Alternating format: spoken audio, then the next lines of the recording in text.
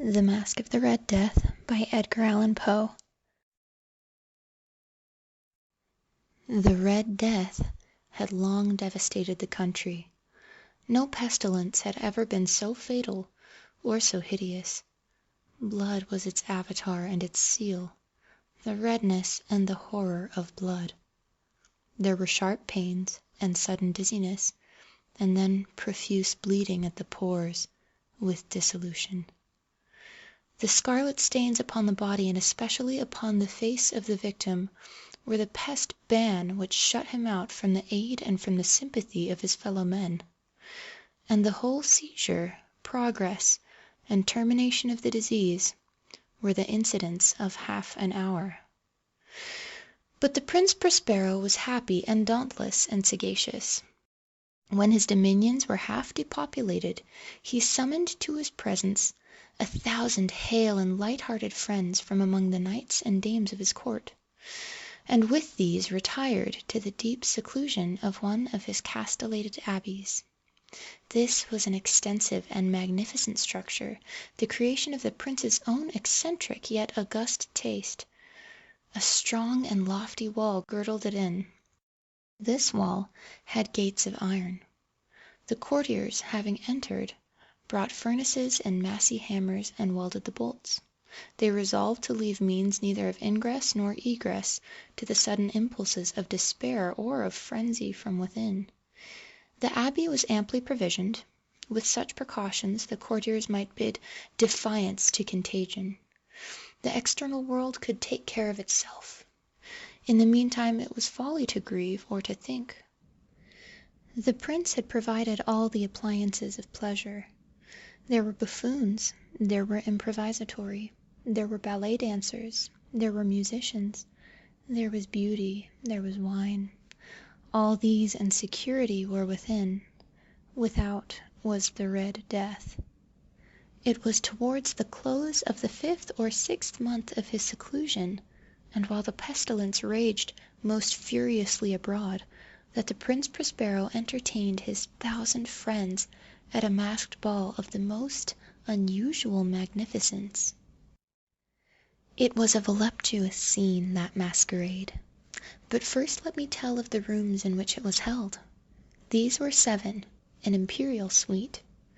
In many palaces, however, such suites form a long and straight vista, while the folding doors slide back nearly to the walls on either hand, so that the view of the whole extent is scarcely impeded. Here the case was very different, as might have been expected from the Duke's love of the bizarre. The apartments were so irregularly disposed that the vision embraced but little more than one at a time. There was a sharp turn at every 20 or 30 yards, and at each turn a novel effect. To the right and left, in the middle of each wall, a tall and narrow Gothic window looked out upon a closed corridor which pursued the windings of the suite. These windows were of stained glass, whose color varied in accordance with the prevailing hue of the decorations of the chamber into which it opened. That at the eastern extremity was hung, for example, in blue, and vividly blue were its windows. The second chamber was purple in its ornaments and tapestries, and here the panes were purple. The third was green throughout, and so were the casements. The fourth was furnished and lighted with orange, the 5th with white, the 6th with violet. The 7th apartment was closely shrouded in black velvet tapestries that hung all over the ceiling and down the walls, falling in heavy folds upon a carpet of the same material and hue. But in this chamber only the color of the windows failed to correspond with the decorations. The panes here were scarlet, a deep blood color. Now in no one of the 7 apartments was there any lamp or candelabrum, amid the profusion of golden ornaments that lay scattered to and fro, or depended from the roof. There was no light of any kind emanating from lamp or candle within the suite of chambers, but in the corridors that followed the suite there stood, opposite to each window, a heavy tripod bearing a brazier of fire, that projected its rays through the tinted glass and so glaringly illuminated the room. And thus were produced a multitude of gaudy and fantastic appearances.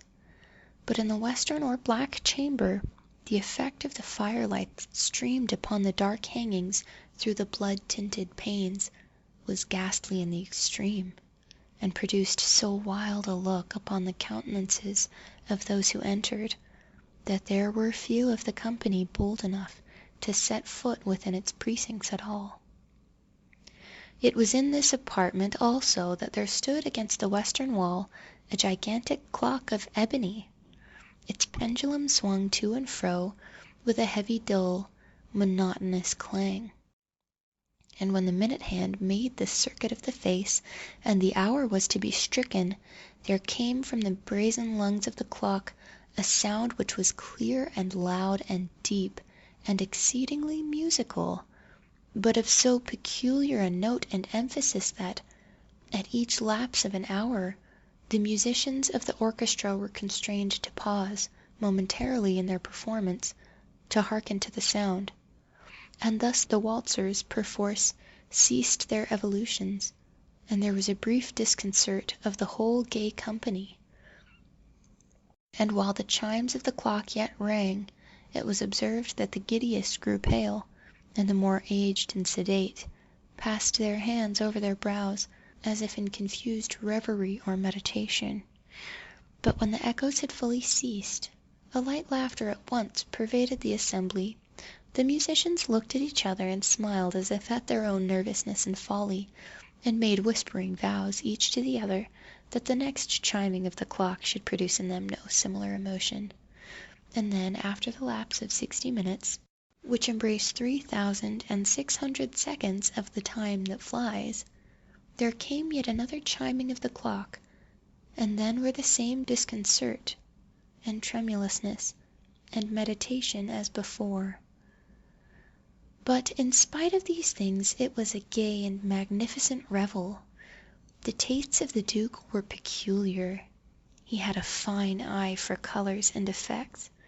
He disregarded the decora of mere fashion. His plans were bold and fiery. His conceptions glowed with barbaric luster. There are some who would have thought him mad. His followers felt that he was not. It was necessary to hear and see and touch him to be sure that he was not. He had directed in great part the movable embellishments of the 7 chambers upon occasion of this great fête, and it was his own guiding taste which had given character to the masqueraders. Be sure they were grotesque.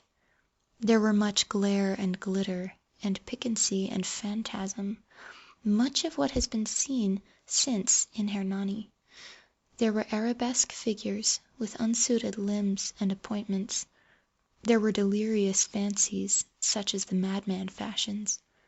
There were much of the beautiful, much of the wanton, much of the bizarre, something of the terrible, and not a little of that which might have excited disgust.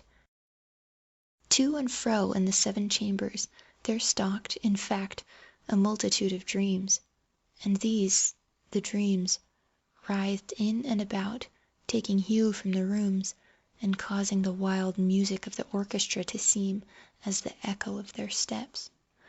And anon there strikes the ebony clock which stands in the hall of the velvet, and then, for a moment, all is still and all is silent, save the voice of the clock.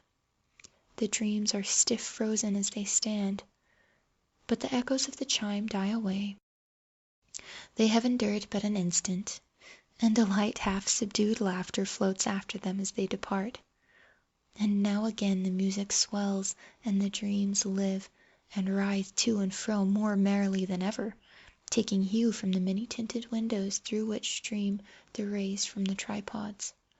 But to the chamber which lies most westwardly of the 7, there are now none of the maskers who venture, for the night is waning away, and there flows a ruddier light through the blood-colored panes, and the blackness of the sable drapery appalls, and to him whose foot falls upon the sable carpet there comes from the near clock of ebony, a muffled peal more solemnly emphatic than any which reaches their ears who indulged in the more remote gaieties of the other apartments. But these other apartments were densely crowded, and in them beat feverishly the heart of life, and the revel went whirlingly on until at length there commenced the sounding of midnight upon the clock, and the music ceased, as I have told, and the evolutions of the waltzers were quieted, and there was an uneasy cessation of all things as before. But now there were 12 strokes to be sounded by the bell of the clock, and thus it happened, perhaps, that more of thought crept, with more of time, into the meditations of the thoughtful among those who revelled, and thus too it happened, perhaps, that before the last echoes of the last chime had utterly sunk into silence, there were many individuals in the crowd who had found leisure to become aware of the presence of a masked figure which had arrested the attention of no single individual before. And the rumour of this new presence having spread itself whisperingly around, there arose at length from the whole company a buzz, or murmur, expressive of disapprobation and surprise, and then finally of terror, of horror, and of disgust. In an assembly of phantasms such as I have painted, it may well be supposed that no ordinary appearance could have excited such sensation. In truth, the masquerade license of the night was nearly unlimited, but the figure in question had out-Heroded Herod, and gone beyond the bounds of even the prince's indefinite decorum. There are chords in the hearts of the most reckless which cannot be touched without emotion. Even with the utterly lost, to whom life and death are equally jests, there are matters of which no jest can be made. The whole company, indeed, seemed now deeply to feel that in the costume and bearing of the stranger neither wit nor propriety existed. The figure was tall and gaunt, and shrouded from head to foot in the habiliments of the grave. The mask which concealed the visage was made so nearly to resemble the countenance of a stiffened corpse that the closest scrutiny must have had difficulty in detecting the cheat. And yet all this might have been endured, if not approved, by the mad revellers around. But the mummer had gone so far as to assume the type of the Red Death. His vesture was dabbled in blood, and his broad brow, with all the features of the face, was besprinkled with the scarlet horror. When the eyes of the Prince Prospero fell upon this spectral image, which, with a slow and solemn movement, as if more fully to sustain its rôle, stalked to and fro among the waltzers, he was seen to be convulsed, in the first moment with a strong shudder either of terror or distaste, but in the next his brow reddened with rage. "Who dares," he demanded hoarsely of the courtiers who stood near him, "who dares insult us with this blasphemous mockery? Seize him and unmask him, that we may know whom we have to hang at sunrise from the battlements." It was in the eastern or blue chamber in which stood the Prince Prospero as he uttered these words. They rang throughout the 7 rooms loudly and clearly, for the prince was a bold and robust man, and the music had become hushed at the waving of his hand. It was in the blue room where stood the prince, with a group of pale courtiers by his side. At first, as he spoke, there was a slight rushing movement of this group in the direction of the intruder, who at the moment was also near at hand, and now, with deliberate and stately step, made closer approach to the speaker. But from a certain nameless awe with which the mad assumptions of the mummer had inspired the whole party, there were found none who put forth hand to seize him, so that, unimpeded, he passed within a yard of the prince's person, and while the vast assembly, as if with one impulse, shrank from the centres of the rooms to the walls, he made his way uninterruptedly, but with the same solemn and measured step which had distinguished him from the first, through the blue chamber to the purple, through the purple to the green, through the green to the orange, through this again to the white, and even thence to the violet, ere a decided movement had been made to arrest him. It was then, however, that the Prince Prospero, maddening with rage and the shame of his own momentary cowardice, rushed hurriedly through the 6 chambers, while none followed him on account of a deadly terror that had seized upon all.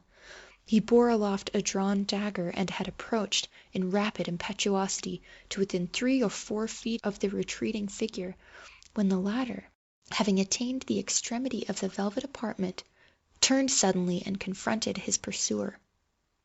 There was a sharp cry, and the dagger dropped gleaming upon the sable carpet, upon which, instantly afterwards, fell prostrate in death the Prince Prospero.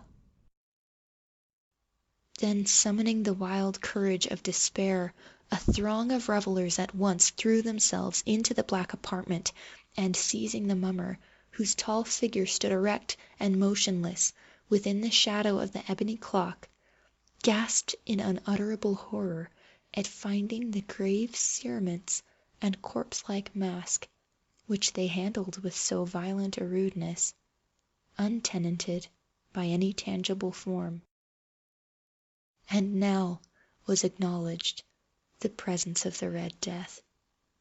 He had come like a thief in the night, and one by one dropped the revellers in the blood-bedewed halls of their revel, and died each in the despairing posture of his fall. And the life of the ebony clock went out with that of the last of the gay, and the flames of the tripods expired, and darkness and decay and the Red Death held illimitable dominion over all. End of Masque of the Red Death